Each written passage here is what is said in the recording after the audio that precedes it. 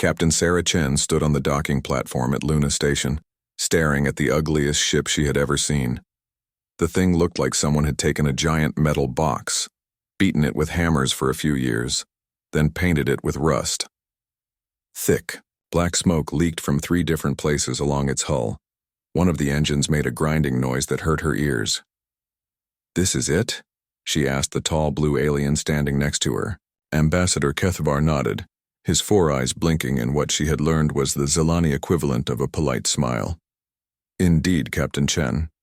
The vessel designation is Cargo Hauler 847B, though I believe your people have already given it a more colorful name." Sarah looked at the ship again. Her crew had started calling it the Rust Bucket the moment they saw it. She could see why. The metal plates on the hull were different colors, like someone had patched holes with whatever they could find. Some sections still had warning labels in alien languages she couldn't read. Others had burn marks that suggested the ship had been through some serious trouble. "The Galactic Council is very generous to provide Earth with this opportunity," Kethvar continued. His voice carried that tone she had learned to hate over the past year. The same tone adults used when they gave children broken toys and expected them to be grateful. Right. Generous. Sarah walked closer to the ship. Up close it looked even worse. She could see places where the hull had been welded back together. The welding job was terrible. "How old is this thing?" "The vessel has served the galaxy faithfully for approximately 300 standard years. It has an excellent safety record." Safety record? Only 14 major hull breaches. Quite impressive for a ship of its age. Sarah felt a headache coming on. She had commanded military vessels before Earth joined the Galactic Council. Real ships with proper engines, weapons that worked, and hulls that didn't leak air into space. Now she was supposed to take this flying junkyard and somehow represent humanity among the stars. "The Council expects great things from Earth's contribution to galactic peacekeeping," Kethvar said. "Your species will be hauling medical supplies, food shipments, and basic materials to stations throughout the outer systems. Very important work." The way he said it made it clear that hauling supplies was the galactic equivalent of taking out the trash. Sarah had read the reports. Every other species got real ships for peacekeeping duties. The proud warrior race of the hegemony had massive battlecruisers. The scientific makers had vessels that could analyze entire star systems. Even the peaceful drifter clans had ships with weapons for self-defense. Earth got a cargo hauler held, together with prayers and desperation. "I will leave you to inspect your new command," Kethvar said. He turned and walked away quickly, like he was afraid someone might ask him to actually board the ship. Sarah activated her comm unit. "Webb, get your team down here. We need to see what we're working with." 20 minutes later, Chief Engineer Marcus Webb stood next to her, looking at the rust bucket with an expression she couldn't read. Behind him, the rest of her crew gathered, on the platform. They were not an impressive group by galactic standards. Earth had sent its rejects, the people who didn't fit in with the shiny new world of interstellar diplomacy. Webb had been kicked out of the Earth Space Navy for modifying his ship's engines without permission. Lieutenant Torres had punched a superior officer who suggested humans should know their place. Sergeant Kim had been caught teaching human martial arts to alien diplomats, which apparently violated some treaty about cultural contamination. "So," Webb said finally, "this is our ship." "This is our ship," Sarah confirmed. Webb walked up to the hull and knocked on it with his knuckle.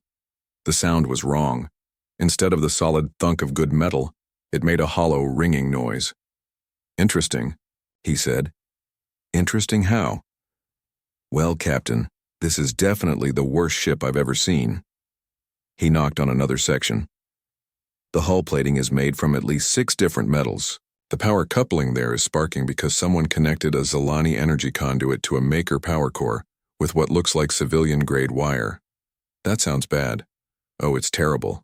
This thing shouldn't be able to fly." Webb grinned suddenly. "But look at this." He pointed to a section where 2 different hull plates met. Sarah could see that someone had welded a piece of earth steel over a gap in the alien metal. Someone already started fixing her with human materials. And see this? He showed her where thick cables ran along the outside of the hull. They bypassed the internal power grid entirely. Whoever did the last repairs knew the alien systems couldn't handle the load. Torres stepped forward. Are you saying this pile of junk actually works? I'm saying this pile of junk has been kept working by people who knew how to solve problems.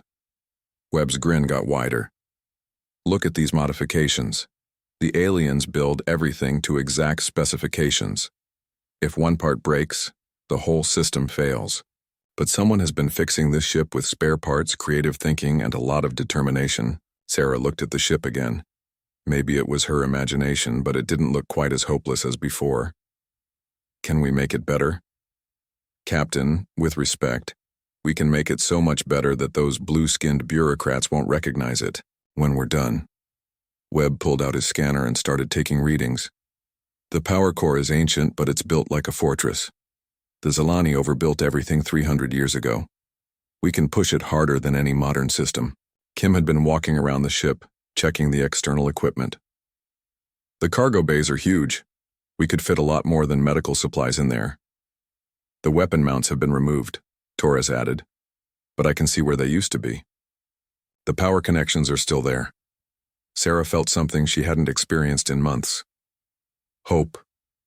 All right, people. Let's go inside and see what we're really dealing with. She walked up the entry ramp, her boots ringing on metal that had seen better centuries. Webb, I want a full engineering report. Torres, check what's left of the defensive systems. Kim, figure out what we can do with those cargo bays. The inside of the ship was just as bad as the outside.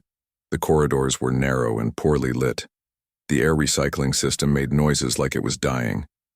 Control panels sparked randomly, and Sarah was pretty sure she could smell something burning. But as her crew spread out through the ship, calling out discoveries and making notes, she started to see what Webb had seen. This wasn't just a broken ship. This was a ship that had been kept alive through pure, stubborn determination. Every jury-rigged repair, every creative bypass, every improvised solution told the story of people who refused to give up. The aliens had given them junk. They expected Earth to be grateful for the chance to haul cargo between forgotten stations while the real ships did important work.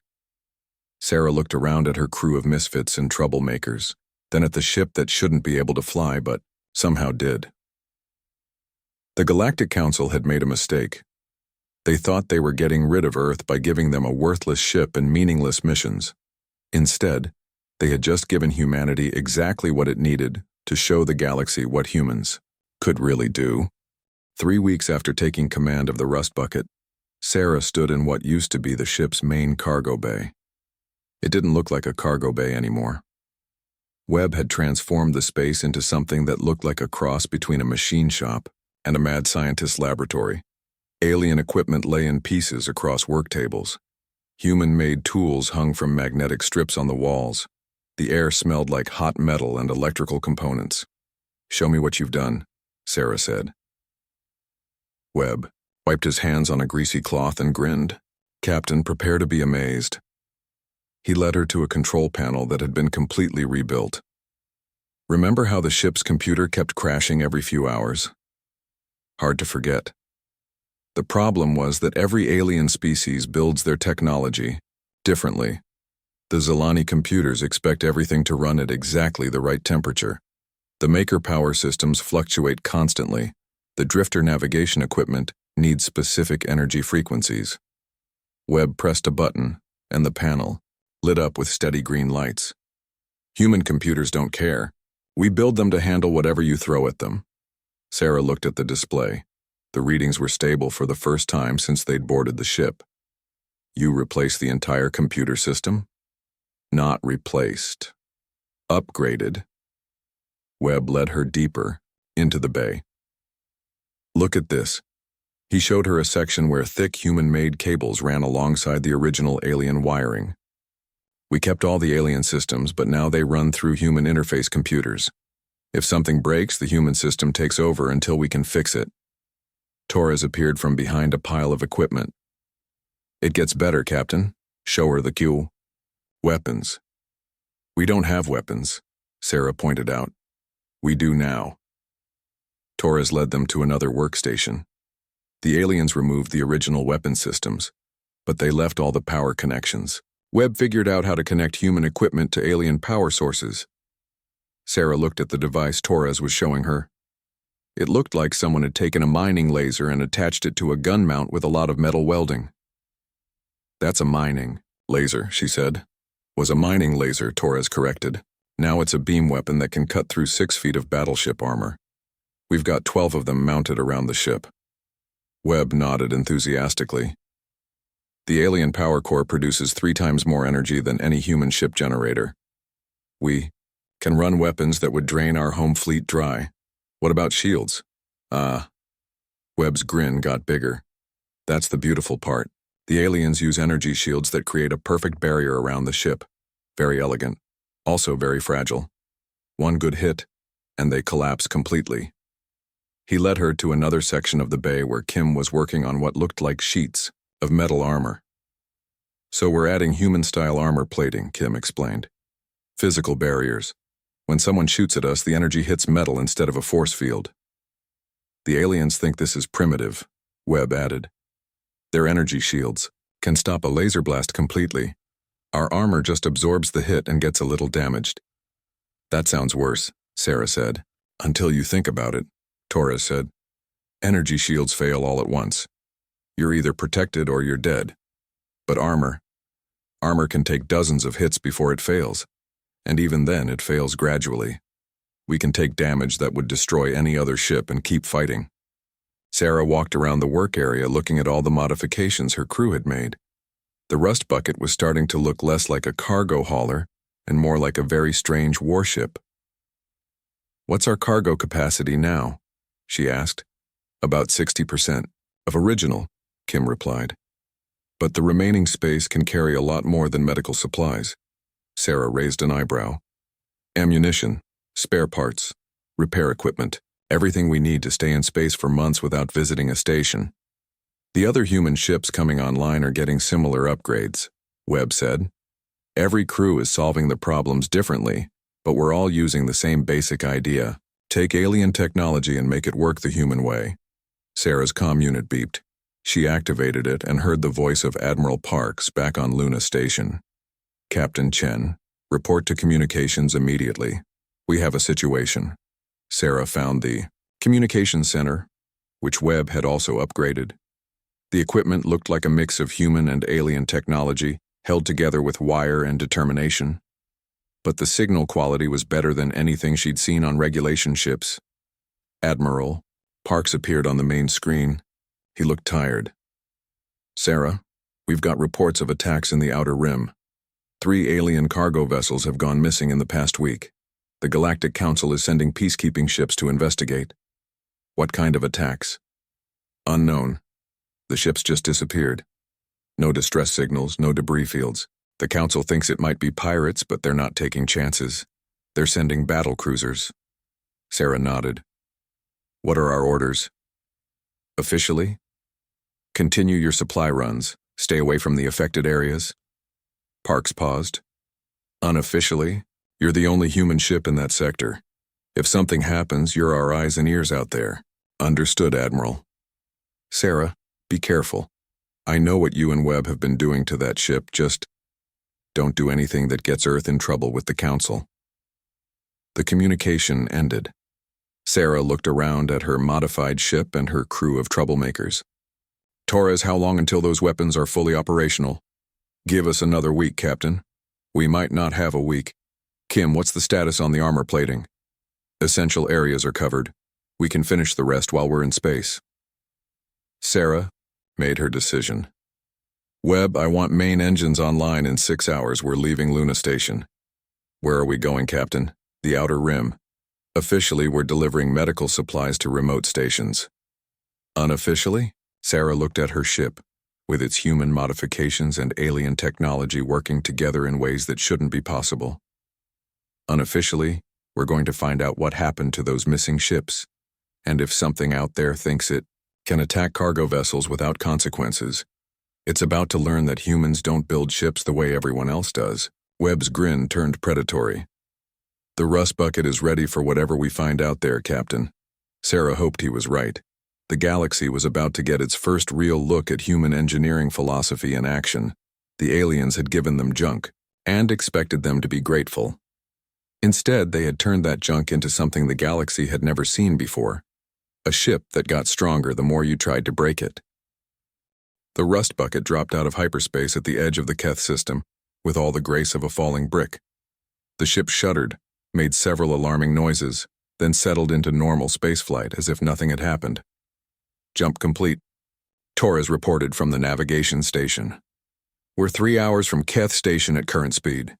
Sarah studied the sensor readings on her command screen. The Keth system looked normal. 3 planets, 2 gas giants, 1 space station, and the usual scattered debris of mining operations. Any sign of those missing ships? She asked. Negative, Captain, but I'm reading some unusual energy signatures near the outer asteroid belt. Sarah frowned. The missing ships had all disappeared in systems like this one, remote locations with small populations and minimal Galactic Council presence. Take us closer to those energy readings. Quietly. Define quietly. Webb's voice came through the comm system from engineering. Try not to let the engines explode.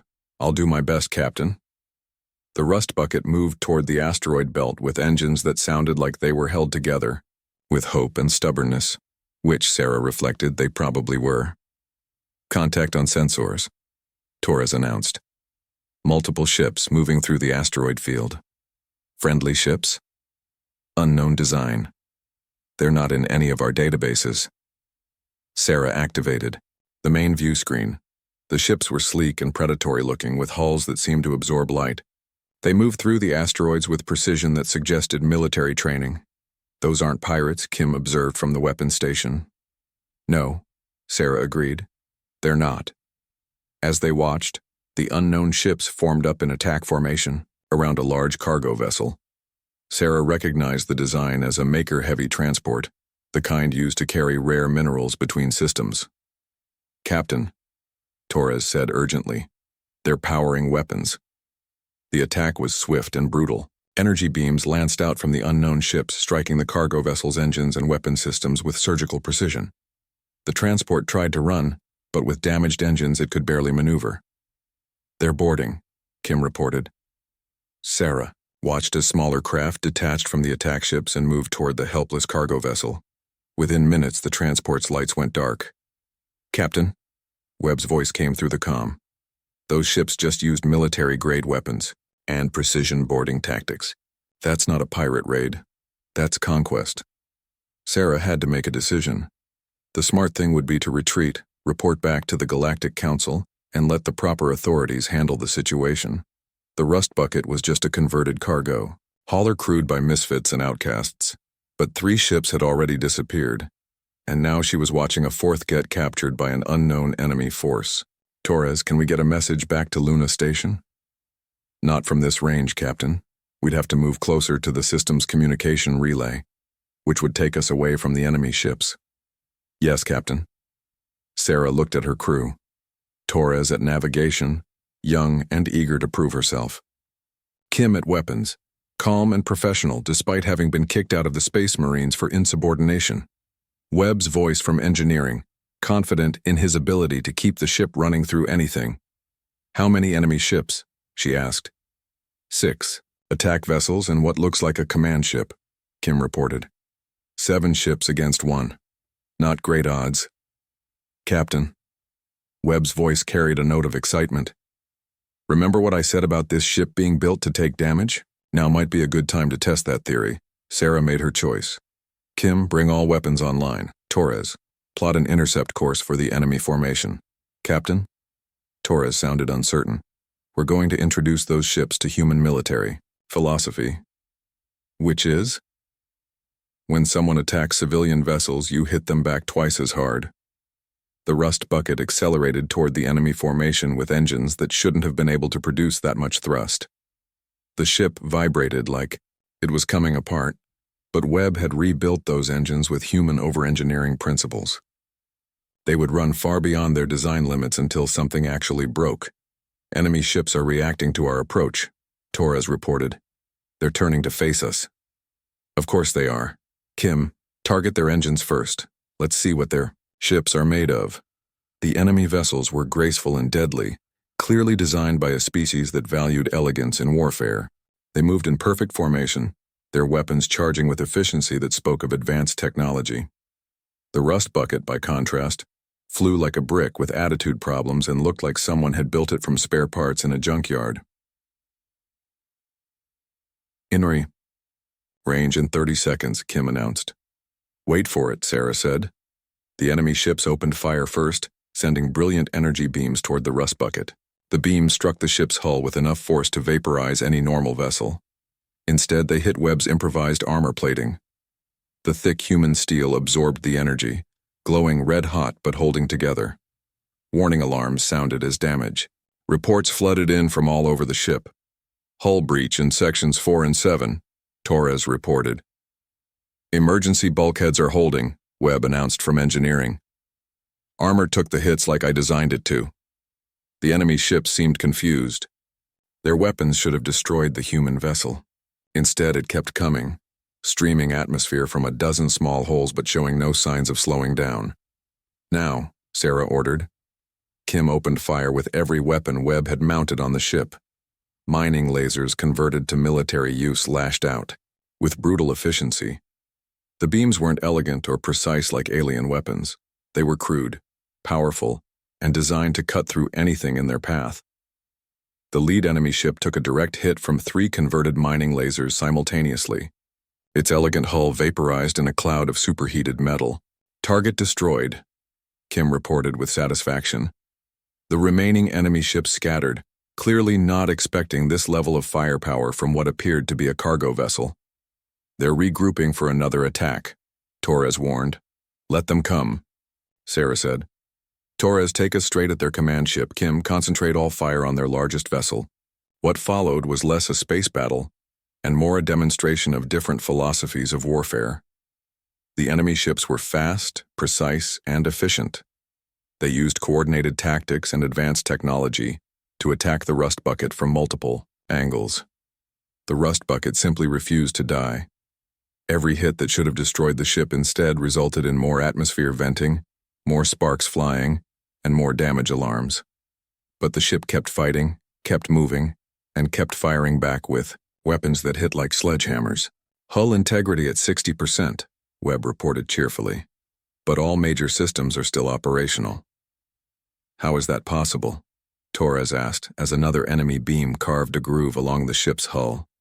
Redundancy, Webb explained. Aliens build elegant ships with single points of failure. We build ugly ships with 3 backup systems for everything important. The enemy command ship, realizing that their precision attacks weren't working, tried to ram the rust bucket. It was a fatal mistake. Sarah had Webb reinforce the ship's nose section with mining equipment designed to break asteroids. When the elegant alien ship struck the rust bucket's improvised ramming prow, the result was spectacular. Enemy command ship destroyed, Kim reported as debris scattered across the asteroid field. The remaining enemy vessels, faced with a ship that seemed to get more dangerous the more damage it took, made the smart decision and retreated into hyperspace. Sarah looked around her bridge. Half the control panels were sparking. The air smelled like burned electronics, and she could hear Webb swearing creatively in the background as he worked to keep the engines running. Damage report, she requested.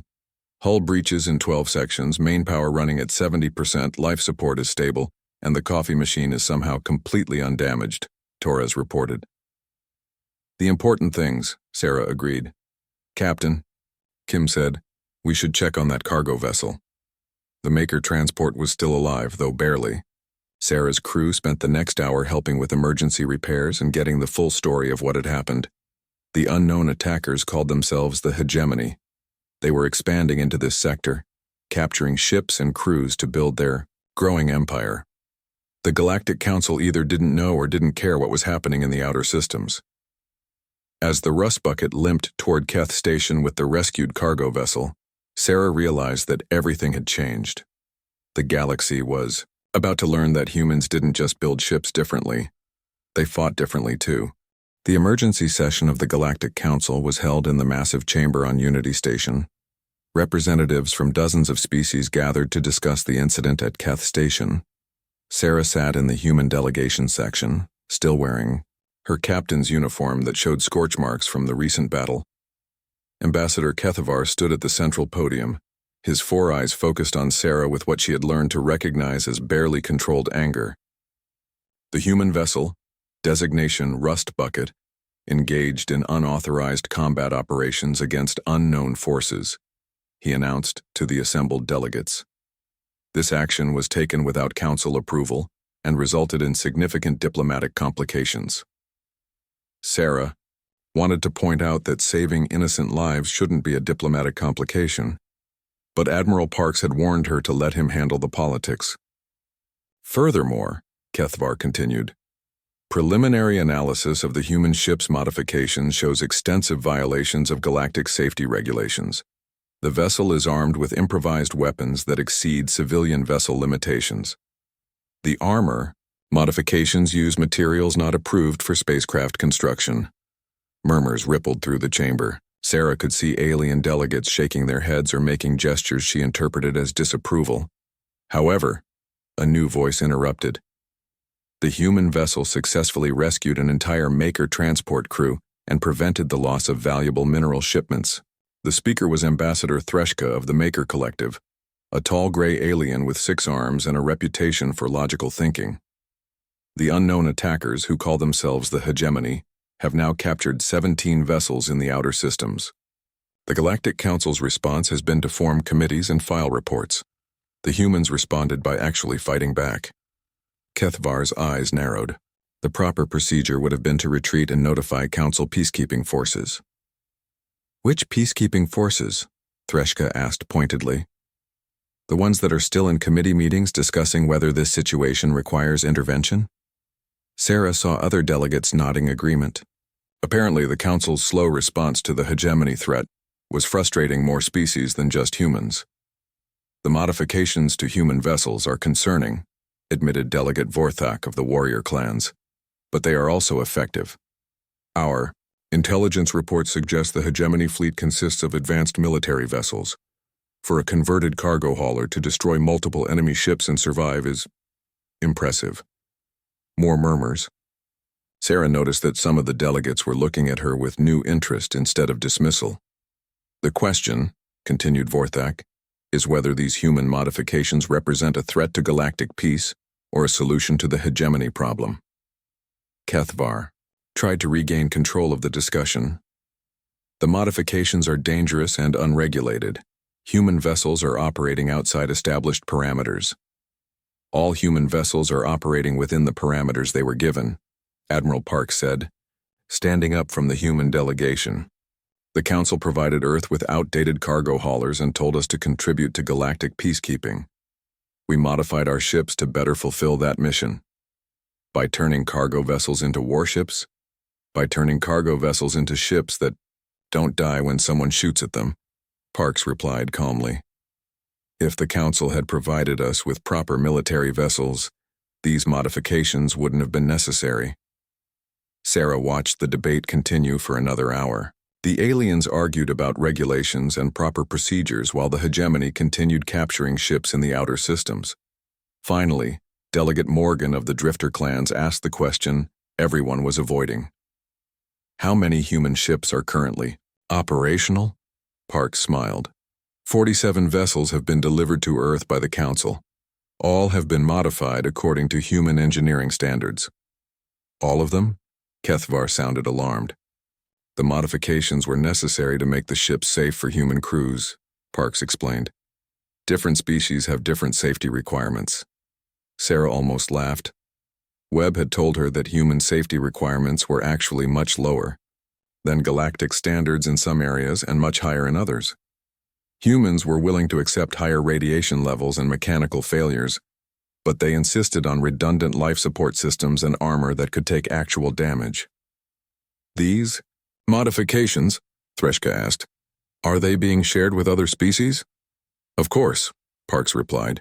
Earth is happy to assist our galactic neighbors with technical improvements to their vessels. The chamber erupted in discussion. Several delegates were clearly interested in human modifications. Others were worried about the implications of armed cargo vessels throughout the galaxy. Kethvar called for order. This discussion is premature. The human modifications have not been tested or approved for general use. They have been tested, Forthak pointed out. In combat against a superior enemy force. The test results speak for themselves. Sarah's comm unit vibrated with an incoming message. She checked it discreetly and saw a priority communication from the Rust Bucket. Captain, Webb's voice came through her earpiece, you need to see this. We've intercepted hegemony communications. They're planning something big. Sarah signaled Parks, who caught her eye and nodded. If the council will excuse me, Parks said. We have received urgent intelligence regarding hegemony activities. Kethvar looked annoyed. This session is not concluded. Neither is the hegemony threat, Parks replied. Sarah followed Parks out of the chamber and to the secure communications room where they could speak privately with the Rust Bucket. Webb's face appeared on the screen, grinning despite the serious situation. Captain Admiral, we've been monitoring hegemony communications since the battle at Keth Station. They're not just random raiders. Explain, Parks ordered. They're an organized military force with a specific strategy. They've been testing the Council's response to attacks in the outer systems. When they realized nobody was fighting back, they started planning Phase 2. Which is? A coordinated assault on 12 major trade routes simultaneously. They want to cut off supply lines to core systems and force the Council to negotiate. Sarah felt cold. When? According to their communications, in 72 hours. Parks was already calculating. The Council's peacekeeping fleet can't respond to 12 simultaneous attacks. They'll have to choose which trade routes to defend. Unless, Sarah said slowly, they had ships that could handle multiple attackers without support. Parks looked at her. The human fleet. 47 ships that can take damage and keep fighting. Ships crewed by people who solve problems instead of forming committees. Webb's grin got bigger. Captain, there's more. Word about the battle at Keth Station is spread. Other species are asking questions about human ship modifications. Some of them want to know if we can upgrade their vessels too. Sarah realized that everything was changing. The Galactic Council had given humanity junk ships as a way to keep them busy with unimportant work. Instead, humans had turned those ships into something the galaxy had never seen. Ships that could fight impossible odds and win. Admiral, she said, we need to get back to that council session. The hegemony is about to give the galaxy a lesson in what happens when you rely on committees instead of solutions. And we're going to give them a lesson in what happens when you give humans junk and expect them to be grateful. Parks smiled grimly. It's time to show the galaxy what human engineering can really do. The Rust Bucket and her sister ships were about to become the most important vessels in the galaxy. Sarah stood on the bridge of the Rust Bucket, watching the tactical display show the positions of 47 human ships spread across 12 star systems. Each ship was a converted piece of junk that the Galactic Council had thrown away. Each ship was now the only thing standing between the hegemony and complete control of the galaxy's trade routes. All ships report ready, Admiral, Torres said from the communication station. Admiral, the promotion had come through an hour ago, along with official council authorization for the human fleet to engage hegemony forces. Sarah still couldn't believe how quickly everything had changed. Hegemony forces are jumping into the target systems now, Kim reported from the sensor station. 12 simultaneous attacks, just like their communications indicated. Sarah activated the fleet-wide comm channel. All human ships, this is Admiral Chen. Today the galaxy finds out what happens when you give Earth junk and tell us to be grateful. Show them what we do with junk.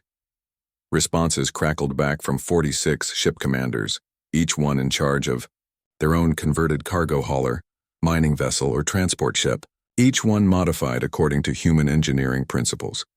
Each one crewed by people who had been deemed unfit for proper galactic service. Enemy contacts in our system, Torres announced.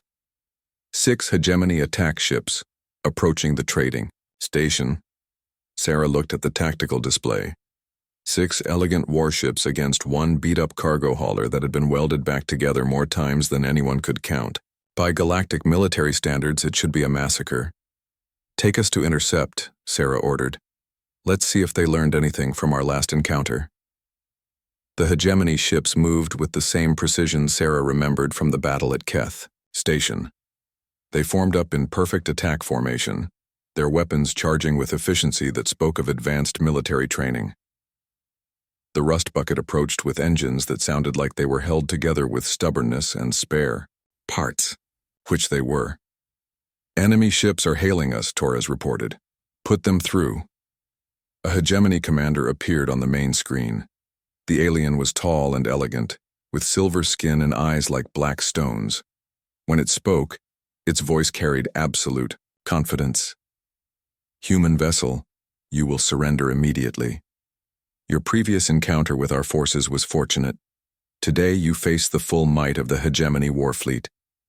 Sarah looked at the alien commander with the expression she usually reserved, for bureaucrats who told her that regulations were more important than getting things done.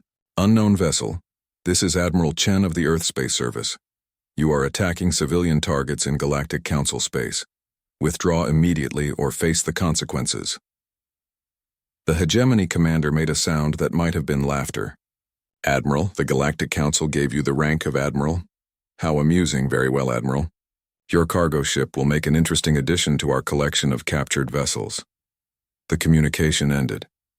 Sarah looked around her bridge at her crew of misfits and troublemakers. "Webb, how are our modifications holding up?" "All systems green, Admiral. The new armor plating is tested and ready. The redundant systems are online, and I may have made a few additional improvements since our last fight." "What kind of improvements?" Webb's grin was slightly mad. "The kind that would make a Galactic Council safety inspector have nightmares." "Perfect. Kim, target their lead ship. Show them what human weapons look like when they're not trying to be elegant." The hegemony ships opened fire first, sending precisely coordinated energy beams toward the rust bucket. The beams struck Webb's improved armor plating with enough force to vaporize most ships in the galaxy. The armor held. Barely. Warning alarms sounded as damage reports flooded the bridge. "Hull integrity at 80%, Torres reported. "Emergency. Systems activated in Section 6 through 10. Return fire," Sarah ordered. Kim's converted mining lasers lashed out with brutal efficiency. The weapons weren't precise or elegant. They were designed to cut through asteroids and had been modified to cut through enemy ships with the same industrial determination. The lead hegemony vessel's elegant hull vaporized under the concentrated fire. "Target destroyed," Kim reported, with satisfaction. But this time, the hegemony ships adapted. They scattered into an attack pattern that struck the rust bucket from multiple angles simultaneously. Energy beams carved grooves along the hull and punched through armor plating in a dozen places. "Hull integrity at 40%, Torres announced. "We're venting atmosphere from multiple breaches." "Webb, how much more can we take?" "Plenty, Admiral. This is what we designed her for." Sarah realized that the hegemony commander had made the same mistake as everyone else who looked at human ships. They saw the damage and assumed the ship was dying. Instead, the rust bucket was just getting started. "All power to weapons," Sarah ordered. "Torres, put us on a ramming course for their largest ship." "Admiral? They think we're desperate because we're damaged. Let's show them what desperate really looks like." The rust bucket accelerated toward the hegemony formation with engines that should have failed under the stress. Atmosphere streamed from hull breaches like battle flags. Sparks flew from damaged control panels. The ship looked like it was coming apart. The hegemony ships concentrated their fire on the approaching human vessel, pouring energy into a ship that should have been destroyed 10 times over. At the last moment, Sarah ordered a course change that brought the rust bucket alongside the enemy command ship. Kim opened fire with every weapon on the ship at point-blank range. The hegemony vessel exploded in a ball of superheated plasma. The remaining enemy ships, faced with a human vessel that seemed to get more dangerous as it took more damage, made a tactical decision that their elegant military training had never prepared them for. They retreated. "Enemy ships jumping to hyperspace," Torres reported. Sarah activated the fleet communication channel. "All ships, report status." The responses came in from across 12 star systems. Every human ship had engaged superior enemy forces. Every human ship had taken massive damage. Every human ship had won their battle. The hegemony fleet, faced with cargo haulers that fought like battleships and refused to die when shot, had retreated from every engagement. Admiral Chen, A new voice came through the comm system. It was Ambassador Threshka of the Maker Collective. The Galactic Council requests your immediate presence at Unity Station. On our way, Ambassador, Sarah replied. 3 hours later, Sarah stood in the council chamber again, but this time was different. The alien delegates looked at her with respect instead of dismissal. Even Kethvar seemed subdued. The human fleet has successfully defended all targeted trade routes, Threshka announced. The hegemony assault has been completely repelled. Murmurs of approval rippled through the chamber. Furthermore, Threshka continued, 17 species have formally requested technical assistance with modifications to their own vessels. The human approach to ship design has proven effective against threats the Council's traditional forces could not handle. Kethvar stood up slowly. The Council recognizes the effectiveness of human modifications. We formally apologize for underestimating Earth's contribution to galactic defense. Sarah looked around the chamber at aliens who had dismissed humanity as primitive barbarians not worthy of real ships. Now they were asking how to make their perfect vessels more like human junk. The Council would also like to discuss upgrading Earth's fleet status, Threshka added. Your current vessels, while effective, are still technically classified as converted cargo haulers. Sarah thought about the rust bucket, with its patched hull and jury-rigged systems. She thought about Webb's grin when he talked about improvements that would horrify safety inspectors. She thought about her crew of misfits and troublemakers who had turned galactic rejects into the most effective fighting force in space. Ambassador, she said finally, I think we'll keep our junk. We've gotten pretty good at making it work. As she left the council chamber, Sarah could hear the aliens beginning to debate the technical specifications for human-style ship modifications. The Galactic Council was finally learning what Earth had known all along. Sometimes the best solution isn't the elegant one. Sometimes the best solution is the one that works no matter what the galaxy throws at it. The rust bucket limped back toward Luna Station, held together with determination and human engineering. Behind her, 46 other ships that shouldn't exist followed their admiral home. The galaxy had given them junk. They had turned it into the most dangerous fleet in space, and they were just getting started.